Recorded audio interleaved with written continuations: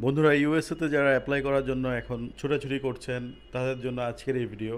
এই ভিডিওতে বিশেষ করে কয়েকটা আপডেট নিয়ে কথা বলবো এবং নতুন উপায়ে কিভাবে অ্যাপয়েন্টমেন্ট নেওয়া যায় সে ব্যাপারে কথা বলবো। সো পুরো ভিডিওটা দেখতে থাকেন না টেনে, আশা করি অনেক হেল্পফুল হবে। চলুন শুরু করা যায়।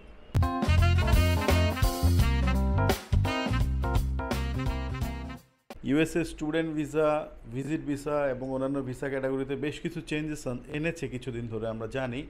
এর মধ্যে F1, M1, J1 এই ক্যাটাগরিতে দেখা গিয়েছিল যে কিছুদিনের জন্য ওরা স্লটগুলো অফ করে রেখেছে, বাট রিসেন্টলি আবার বলছে যে না, স্লট ওপেন করে দিয়েছে। ইয়েস, আমি নিজেও দেখেছি স্লট ওপেন হয়েছে, বাট সেপ্টেম্বর পর্যন্ত ডেট দেখাচ্ছে মাঝে মধ্যে, এর আগে আর দেখাচ্ছে না। সো যারা অ্যাপয়েন্টমেন্ট নিতে চান, কোনো হেল্প লাগে অ্যাপয়েন্টমেন্টের জন্য, আমাকে নক করেন, I will definitely help you.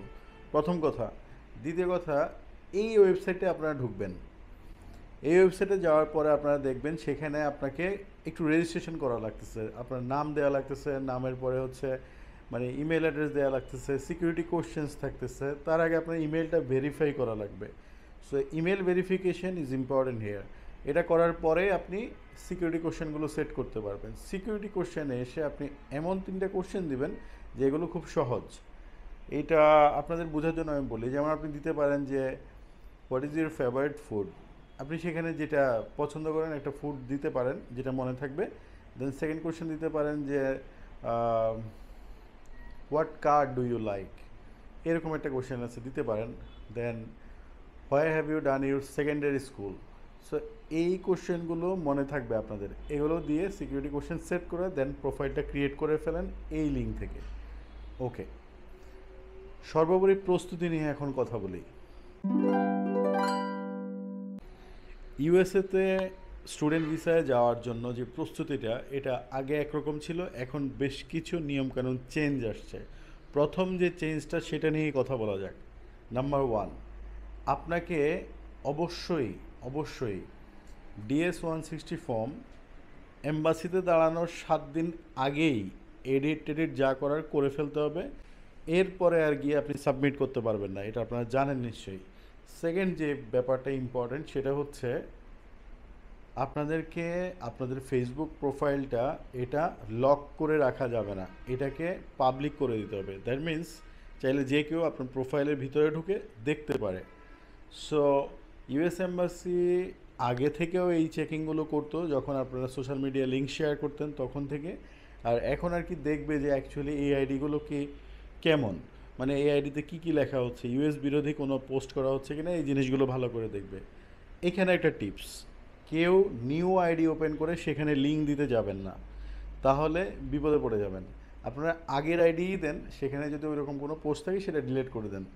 যেহেতু আপনারা ইউএসএ যাওয়াই লাগবে বা যেতেই চাচ্ছেন, সেই জন্য আমি বিষয়গুলোকে বলতেছি, ঠিক আছে? এই একটা বিষয় যেটাতে আসলে ভালোভাবে ক্লিয়ার করতে না পারলে বেশিরভাগ রিফিউজাল চলে আসে, এটা আমরা জানি আগে থেকেই, যে অনেকগুলা ভিসা রিফিউজ হয়েছে এই একটা কোশ্চেনের উপরে, যে ক্লিয়ারলি না বলা আপনার স্পন্সর সম্পর্কে, গতানুগতিক অনেক কিছু সেট করে যাওয়া এবং সেগুলোও বলতে না পারা। অ্যাকচুয়ালি আপনি যদি মনে করেন আপনাদের ইনকাম মাসে 2 থেকে 2.5 লাখ টাকা বা 3 থেকে 3.5 লাখ টাকা হয়, তাহলে আপনি খুব সুন্দরভাবে ওই স্পন্সরের ডিটেলসটা বলতে পারেন। কারণ হচ্ছে ওরা দেখতে যাচ্ছে আপনার ব্যাংকে আছে কত 40-50 লাখ, এই টাকার জন্য আপনাকে মান্থলি 3 থেকে 3.5 লাখ টাকা আর্নিং থাকতে হবে, সেটাই আপনি বলেন। আর এটাকে আপনি গোছাই নিয়ে যান, যদি না থাকে সেরকমভাবে বলার জন্য প্রেজেন্টেশনটা রেডি করে যান। এখানে এই একটা রিজনে অনেকগুলো ভিসা রিফিউজাল হয়ে যায়, আবার অনেকেই নর্মালি পার পেয়ে যায়। যাদের অলরেডি ইউএসএতে কোনো রিলেটিভস আছে তাদের জন্য ভিসা পাওয়া অনেকটাই সহজ এখন যারা ভিসা পাচ্ছে, কারণ তারা এম্বাসি থেকে চেক করছে ওখানে যারা আছে তাদের স্ট্যাটাস কি, তাদের হিস্ট্রি কি, এগুলো দেখে দেন হচ্ছে ভিসা দিয়ে দিচ্ছে। আর যাদের নাই তাদের জন্য একটু কষ্টই হয়ে যাচ্ছে, ঠিক আছে? আর স্টুডেন্ট ভিসার জন্য আপনাকে বিভিন্ন দেশে যেতে হবে কি না এই কোশ্চেন আগেও এসছে। অ্যাকচুয়ালি স্টুডেন্ট ভিসার জন্য আপনার অনেক ভিজিট থাকতে হবে, নট ম্যান্ডেটরি। বাট ভিজিট ভিসার জন্য অবশ্যই অবশ্যই আপনাদের বিভিন্ন দেশ ঘুরে থাকতে হবে, এবং সেটা একটা নির্দিষ্ট টাইম পর পর। এমন না যে আপনি একসাথে অনেকগুলো কান্ট্রি ঘুরে ফেলতেছেন, no, not like that.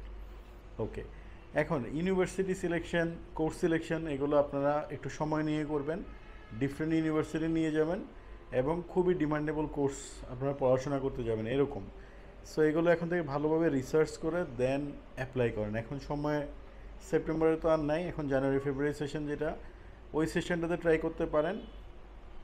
R application বা যে কোনো ধরনের কোনো হেল্প লাগবে আমি ইমেল অ্যাড্রেস শেয়ার করে দিচ্ছি ডেসক্রিপশন বক্সে, সেখানে আমাকে নক দিলে I will definitely help you. Okay, so আজকের ভিডিও এই পর্যন্তই থাকুক, সবাই ভালো থাকেন, সুস্থ থাকেন, আসসালামু আলাইকুম।